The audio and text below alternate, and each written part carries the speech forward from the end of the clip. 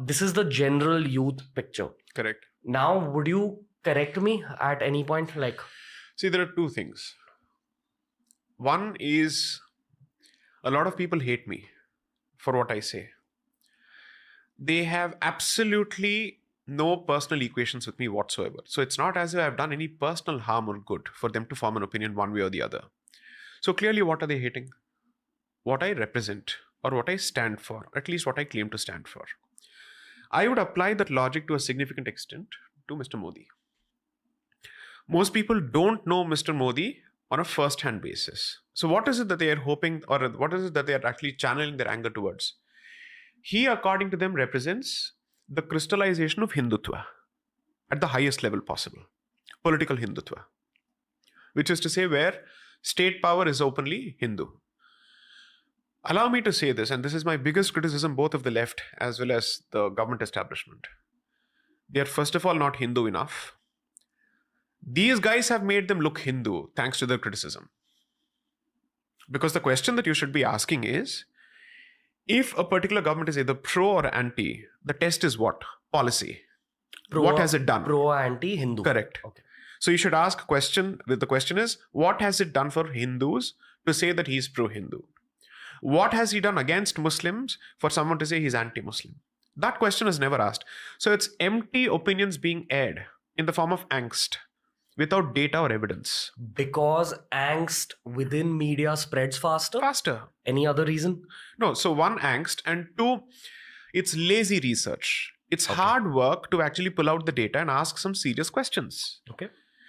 Here's a simple example. There's a very popular video during the CAA protests or anti-CAA protests. I think this was in Mumbai. Mr. Farhan Akhtar was participating in this protest. And the journalist asked, what is it about this legislation that you oppose? Explain. He had no clue. Not the first clue what the legislation was about. Not the first clue what it was meant to deliver. He said, इतने सारे लोग यहाँ पे हैं, तो कुछ ना कुछ तो होगा. So he's saying, I'm here because there are others shouting. That's exactly how communist marches used to take place in Kerala in the 60s and 70s. So a bystander near a tea stall would be drinking tea. Some idiot would be going about taking a protest march saying, long live revolution, Viplavam, so on and so forth. This fellow will say, I will also join.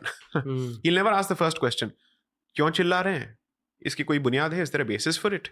What is my position on it? Nothing. I challenge most people who think they know anything about the CAA to tell me what the CAA is about. They won't be able to. You know what my next question is going to be. Yeah, sure. Explain it.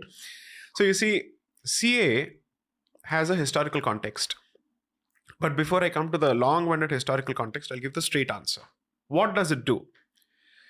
Previously, for a refugee from Pakistan, Bangladesh, or Afghanistan, if they wanted to apply for citizenship in this country, there were a certain set of criteria that they had to satisfy. Cut-off dates, documents, how many years they've actually lived in Bharat for them to say that they intend to live in Bharat for the rest of their lives. That period was about 11 years. That was reduced to say you don't need to live here for 11 years to claim or ask for citizenship. That's one. And second is, it basically says in these countries, there is a marked anti-non-Muslim persecution, where non-Muslim minorities don't seem to be having a great time at all. And the demographics are fast dwindling. And with each passing day, there's a serious problem. Now, when they act on that and they come out with the CAA, the first question that people ended up asking is, will Indian Muslims be affected by it? A specific amendment to the Citizenship Act, which is meant to facilitate faster acquisition of citizenship to refugees, उसका भारतीय मुसलमानों के साथ क्या लेना देना है? Ask yourself this simple commonsensical question. Show me one provision from that amendment which deprives an Indian Muslim of his right to citizenship. It doesn't deal with that at all. Target audience बाहर का है. आप अंदर के लोगों को यहाँ पे उकसा रहे हैं. I think the question is, why not just apply it on the refugees and not the Muslims already living here? Very clear answer to that. In the backdrop of the two-nation theory still active and kicking, with partition having, let's say, played itself out on a religious basis, I have no reason to trust a Pakistani Muslim. I have no reason to trust a Bangladeshi Muslim. Okay, Pakistan was partitioned with a bloody partition in 1971. Okay. Did Bangladesh say we will now merge back with India? No. So the premise of the partition, which is two-nation theory, that Hindus and Muslims cannot live together, continues to be the premise for the existence of Bangladesh. Otherwise, they would have marched back. We celebrate what? Oh, common Bangladeshi culture, Bangla culture, language, sari, food and all that. None of that played a role, right? So therefore, we are very clear about the fact that I don't need to extend the very same benefit of doubt that I gave to the Indian Muslim to Pakistani Muslims or Bangladeshi Muslims under any circumstances. Then people said, what about Ahmadiyas? They are not seen as Muslims. Arey bhai, at least thoda to history pad lo. Ahmadiyas were among the foremost proponents of creation of Pakistan. You asked for it. अब वहां पे जाके आप भुगत रहे हैं. Why should we end up inviting you back? You'll come back here and create the same trouble that you did when you were with us. Okay. Please go to their website of Ahmadiyas of Pakistan. Their website categorically boasts that we are among the founding communities of Pakistan and today we are being ill-treated here. So an internal feud between Ahmadiyya Muslims and non-Ahmadiyya Muslims doesn't change the fact that you opted for a particular decision in 46 and 47, 1946 and 47. Why should I change my position? Maybe because the grandparents opted for it. You're telling me that the Ahmadiyya community continues or at least has no anti-Hindu and anti-India animus today?